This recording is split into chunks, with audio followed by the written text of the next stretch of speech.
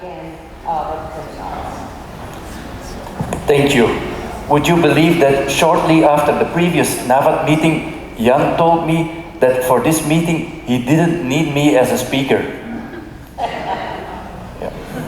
So anyhow, I was bribed with a few bottles of desflurane to give this lecture by someone in the audience. I guess that counts as a conflict of interest. So together with you, I will investigate why we are so focused on banning desflurane. First I will talk about the speed, then about global warming metrics and whether desflurane or inhaled anesthesia is a big thing, the decision to ban, then something about hypocrisy, then after the ban, what else are we doing? And then I will conclude with something that I and the United Nations agree on. So, first, there is a reason why desflurane is desflurane and it's not called sevoflurane. Desflurane and sevoflurane are different molecules, so they have a different solubility, and this results in different times of onset and offset.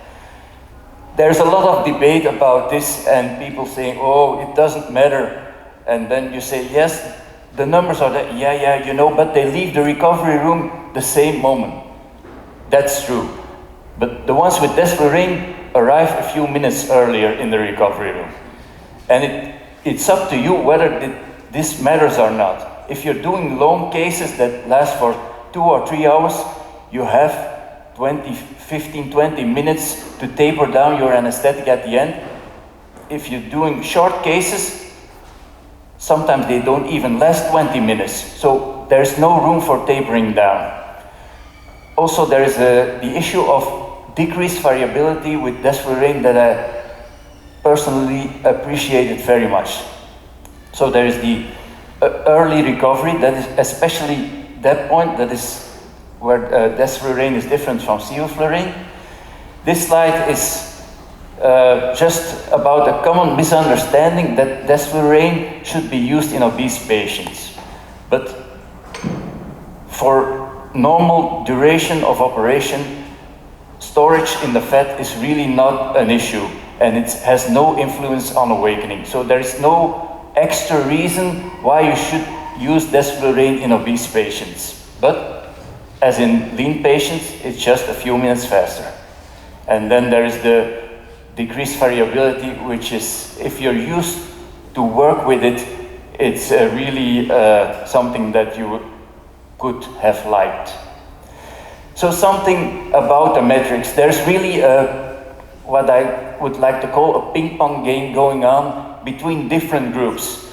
There's one group that uses global warming potential, and there's another group that states that this is not a good metric to when we talk about desflurane and the impact on global warming. Personally, I don't really know, but I think we need independent research because all the authors are anesthesiologists and they have a preference. Some prefer to work with sevoflurane, some others prefer to work with propofol, and they like to ban all inhaled anesthetics, and then there are others who really like desflurane. So I think we need independent research, and I think organizations like ISAIC or ASA should organize this. But they have already made official statements. Are they willing to change their opinion, their point of view? I'm not sure. Also, if we were going to reinvestigate it in large parts of Europe, desflurane vaporizers have been disposed of. So how are we going to study that? So about the decision to ban, this is more an economical slide. So sevoflurane, at the moment, it was decided to ban desflurane in the EU. Sevoflurane had and still has the largest market share. So from that point of view, it was a very easy decision. It was majority versus minority. So then in October 2023, it was proposed that we should only use desflurane in very specific cases when there is a medical reason that you need it. So if you do not consider those 3 minutes of time a medical reason, and I think most people do not consider that a medical reason, then I don't believe there really is a medical reason. And that is actually the proposal that led to a more or less formal ban on desflurane in the EU. In Belgium, healthcare is responsible for 5% of the national greenhouse gas emissions. And the share of healthcare is expected to increase with 62% by 2050 if we don't do anything. That's why the Belgian Ministries of Health and Environment made this Belgian roadmap for healthcare decarbonization. And I read the whole document looking for the word desflurane. I didn't immediately found it, but I found this one. And you have to know that the government has a plan to go for a zero carbon exhaust by 2050.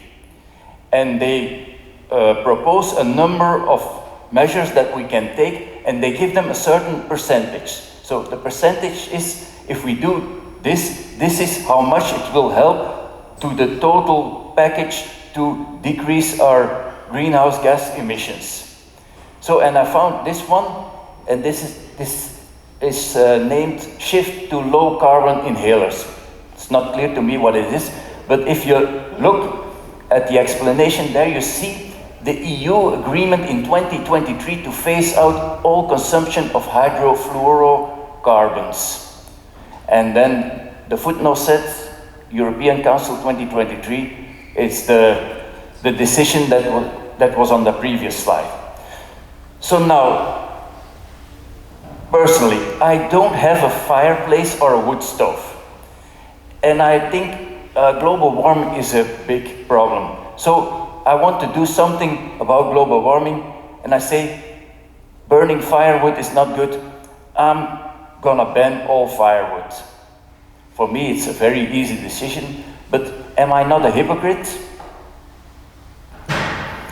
So, apart from that, the impact may be insignificant. So, on the previous slide, you saw 0.4% of what we have to do. So, this is 0.4% of 5% of the national greenhouse gas emissions of Belgium. So, this represents, if you take all the fluorocarbons, that includes sevoflurane, 0.02%. So if you only ban desflurane, it will be less than 0.02% that we decrease greenhouse gas emissions in Belgium by banning desflurane. Next to that, there is the attitude that lots of anesthesiologists have. It's like, let's ban desflurane and maintain our bad habits. Let me explain myself. What have we done since we banned desflurane? Have we shut down our massively leaking and nitrous oxide pipes and replaced them by cylinders? No, we haven't. Have we started separating our trash in the hospital? No, we haven't. Do we turn off the lights and shut off the vacuum? No, we don't. Have we started using alternative techniques? A little bit, but not. The purpose was not sustainability, the purpose was because it is in some cases better for patients. Do we lower our fresh gas flow? And now I have to make a little confessions to my colleagues that in the evening, every now and then, I sneak into operating rooms to check on fresh gas flows and agent consumption. So what you see here, gasverbruik, is the Dutch word for agent consumption. And this was from a case that lasted 50 minutes, and the agent consumption of sevoflurane was 41 milliliters. So instead of all this, I want to propose the United Nations Sustainability Goals. You see, they put something else on number 1. They propose the first thing we have to do is to battle poverty. If you think about it, it makes sense. In our world, poor people who have less money cannot afford a clean car or cannot afford to insulate their house properly. On a global scale, the developing countries around the equator, they chop the rainforest because they need the wood for cooking and for heating, because there's no electricity and they cannot afford to buy gas. So I think this is something else than what we are discussing here. Also, you see that the United Nations only puts climate action only on number 13. So, my conclusion, if possible, could we have some independent research on this debate about banning or not banning inhaled anesthetic agents? But yeah, I have to be realistic. Who's gonna do it? And we lost our vaporizers here in Europe. In any case, if you want to be sustainable, you have 0 reasons not to lower the fresh gas flow. Also, don't forget to reduce your dose when you use synergy. And if you care about sustainability, you should start with battling poverty. Thank you.